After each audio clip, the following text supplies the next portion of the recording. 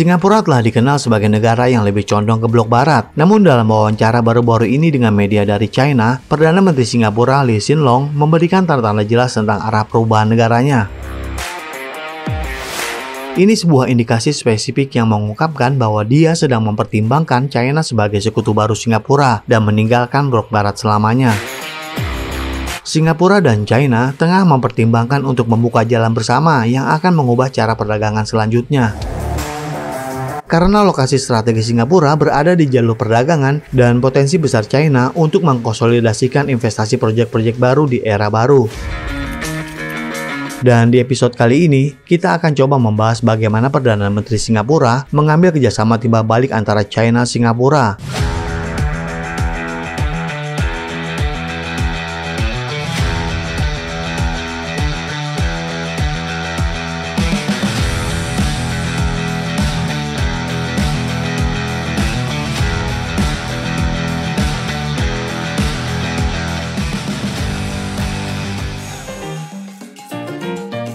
Singapura adalah negara terkaya di Asia Tenggara dalam hal PDB per kapita. Dengan kata lain, satu orang di Singapura menghasilkan lebih banyak uang dalam setahun daripada warga di negara lain.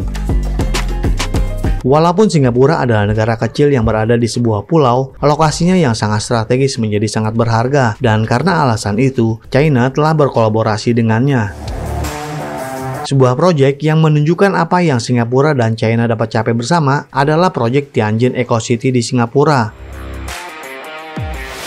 Sebelumnya, daerah ini adalah tanah kosong yang menjadi sumber degradasi di Singapura. China menawarkan untuk merubahnya menjadi kota metropolitan ramah lingkungan mutakhir.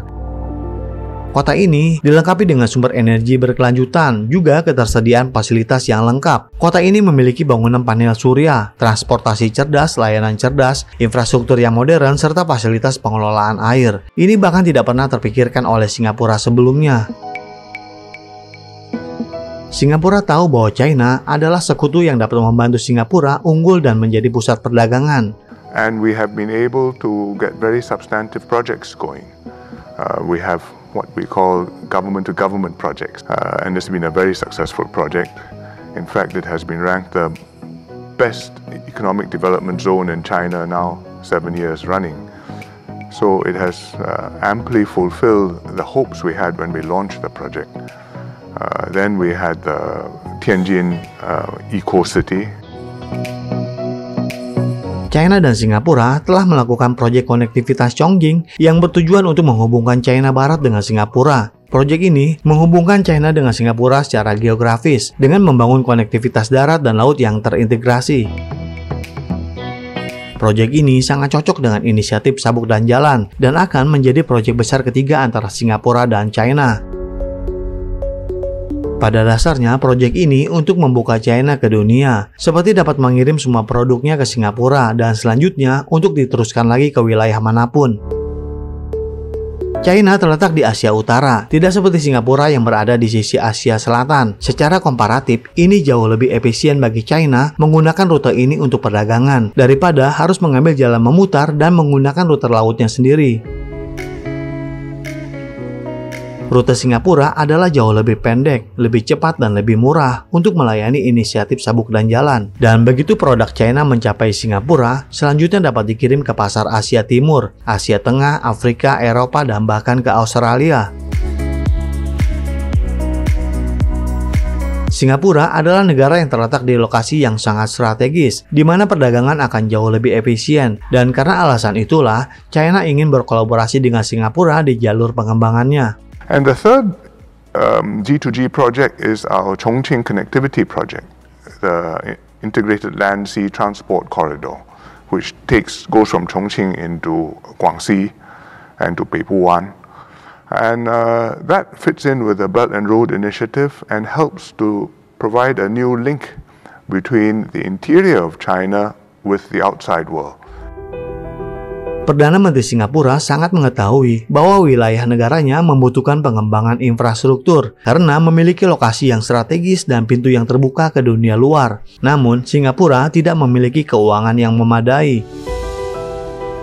Perdana Menteri Singapura sejak lama telah mengakui bahwa China memiliki keuangan dan kawasannya perlu untuk dikembangkan. Dan tidak hanya itu saja, China juga memiliki kapasitas untuk membangun kerajaan infrastruktur di negara manapun.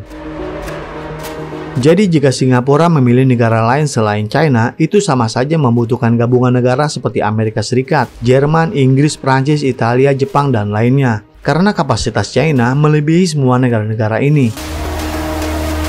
China lengkap dengan paket besar untuk infrastruktur, membangun perusahaan dan modal yang dapat membiayai itu semua. China juga memiliki ekonomi yang mapan dan memiliki hubungan politik yang hangat dengan banyak negara.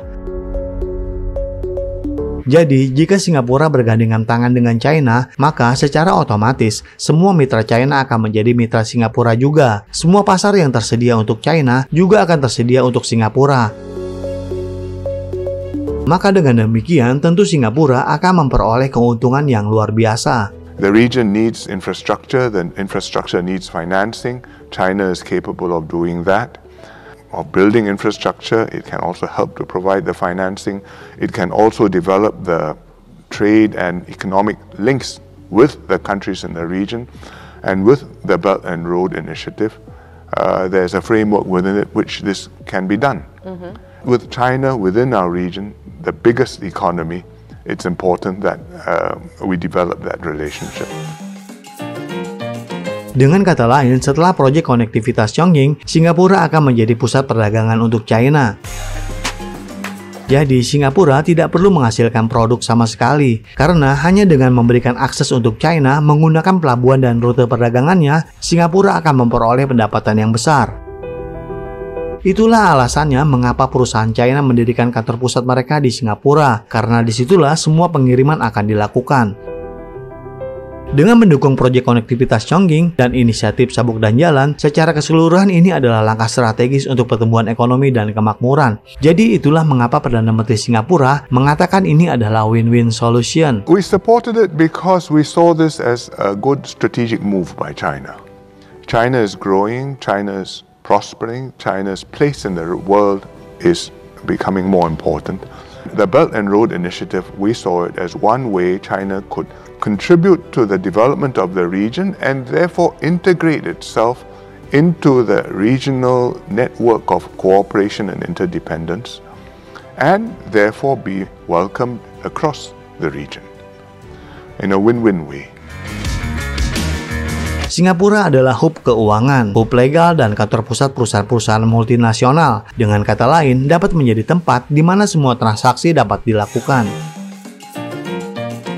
Tidak hanya itu, Singapura juga memiliki firma hukum yang berkontribusi pada hukum internasional, dan perusahaan dapat menggunakannya untuk menyelesaikan segala perselisihan. Semua hal-hal ini tidak tersedia di negara lain. Inilah yang menjadikan Singapura menjadi pilihan yang tidak tergantikan bagi China.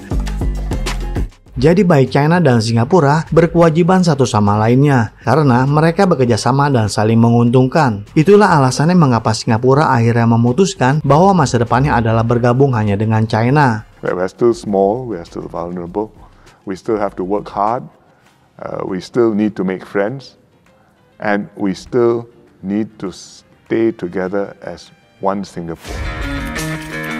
Apakah terlihat oleh Anda bahwa China sedang membangun China kecil di Singapura, di mana ia akan melakukan segala macam bisnis? Dan jangan lupa juga bahwa Singapura akan menghasilkan lebih banyak pendapatan dari kerjasama ini dibandingkan harus bekerjasama dengan lainnya. Apakah kerjasama antara Singapura dengan China akan mengubah seluruh landscape dunia? Silakan berikan komentarnya di kolom komentar kami. Terima kasih dan sampai jumpa di episode berikutnya.